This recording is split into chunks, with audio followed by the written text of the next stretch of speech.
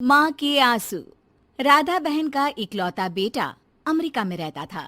एक दिन राधा बहन का किराएदार कहता है, अरे माँ जी अकेली बैठी रहती हैं, बेटे के पास क्यों नहीं चली जाती? अरे कैसे चली जाऊं, नई नई शादी हुई है। अभी तो थोड़ा बहू के साथ समय बिताएगा, तभी तो दोनों के बीच समझ बढ़ेगी ना। अरे कैसी बात कर रही हैं माँ जी, समझ बढ़ाने के लिए 5 साल काफी होते हैं। 5 साल की शादी को कोई नई शादी नहीं कहता।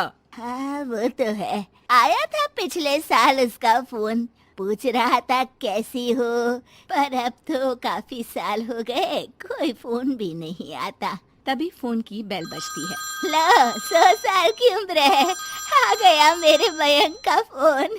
अच्छा कैसे पता कि ये फोन उसी का है? अरे कैसे पता नहीं चलेगा, माँ हूँ मैं। अरे रहने दो माँ जी, 1 साल से जिसका फोन नहीं आएगा वो अब क्या करेगा? होता भी वही है, फोन पर मयंक है।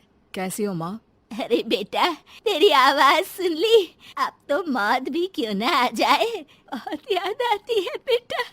माँ मैं वो ऑफिस में था। अच्छा माँ, वो रीना बोल रही थी कि तुम अकेली रहती हो इंडिया में, वो ठीक नहीं है। अब बुजुर्ग भी तो हो रही हो, अकेले पकाना खिलाना, वो चाह रही है कि अब तुम यहीं आ जाओ, हम लोग साथ रहते हैं ना। राधा बहन की आंख से पानी गिरने लगता है, वो कुछ नहीं बोल पाती। माँ हेलो, सुन रही हो ना माँ? हाँ बेटा, तेरे साथ रहूंगी, सुबह शाम तुझे देखूंगी, और क्या जीवन में है तेरे पापा के जाने के बाद। तभी बीच में बेटा माँ को रोक देता है। हाँ हाँ ठीक है माँ, तो मैं आता हूँ अगले हफ्ते तुम्हें लेने के लिए। राधा बहन को तो मानो बुढ़ापे में किसी ने पंख दे दिए हो, उड़ी जा रही थी पूरे मोहल्ले में। अरे वो मयंक आ रहा है, अब तो अमेरिका जा रही हूँ मैं, वहीं रहूंगी। अच्छा है मौसी, आपका जीवन देखकर तो मुझे भी रोना आ जाता था। कोई बात नहीं मौसी, देर से ही सही, सब अच्छा होने वाला है अब। राधा बहन दौड़ दौड़ कर सामान ला रही थी। अरे इतना सामान तो 2 साल में भी कभी नहीं खरीदा जो 2 दिन में लिए जा रही हो मौसी। अरे बेटा आ रहा है ना अमेरिका से। अच्छा अच्छा, तो पकवान बनाने की तैयारी चल रही है? हाँ बिल्कुल, उसको बेसन के लड्डू बहुत पसंद है। रात भर भूनना तलना ये सब प्रोग्राम चलता रहता है राधा बहन के घर में। और फिर वो दिन भी आ जाता है जब बेटा घर आता है। कौन? माँ मैं मयंक, ये घर का क्या हाल बना रखा है, न सफाई न धुलाई, कैसा लग रहा है ये घर? घर तो ऐसा ही था बेटा, हमेशा से, बस तू थोड़ा कमजोर लग रहा है। क्या हुआ बेटा? ये कमजोर नहीं फिट होता है माँ। वैसे और बता, क्या हाल है तेरे? बेटे के मुंह से हाल पूछने का अंदाज भले ही फॉर्मेलिटी वाला हो, लेकिन राधा बहन की आंख फिर भर आती है। अरे यार, ये तुम्हारी हर बात पर रोने की आदत न जाने कब जाकर खत्म होगी। सही कहती है रीना तुम्हारे लिए। रीना बहू क्या कहती है मेरे लिए? यही कि बस यही एक आदत है तुम्हारी माँ की, इमोशनल ब्लैकमेल। अरे यार, अब इसमें रोने की क्या बात है? ना ना कुछ नहीं, बहुत दिन बाद तो घर आया ना, तो क्या रोएगी? हाँ क्यों?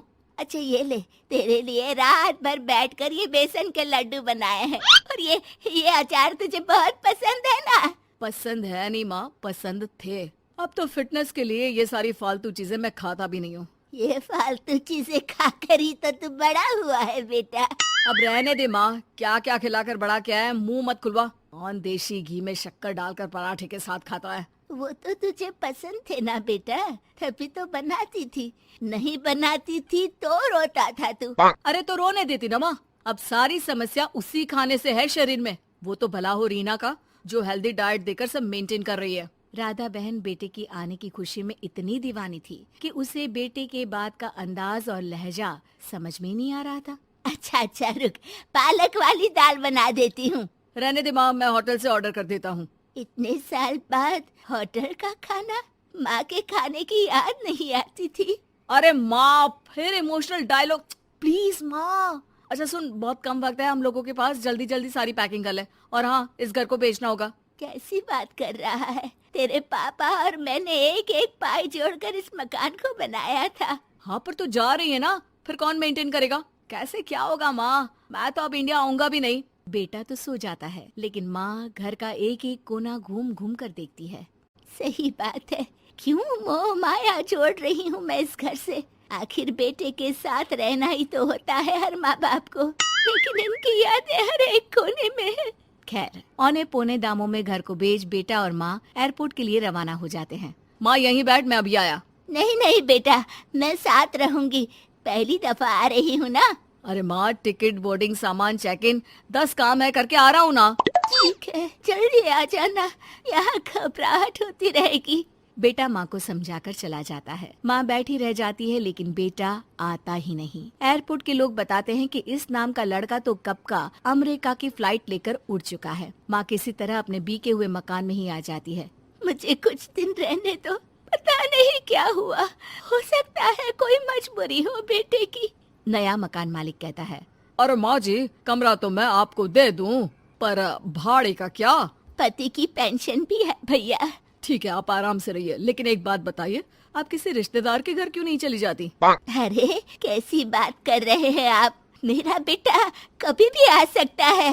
अगर मैं उसे यहाँ नहीं मिली तो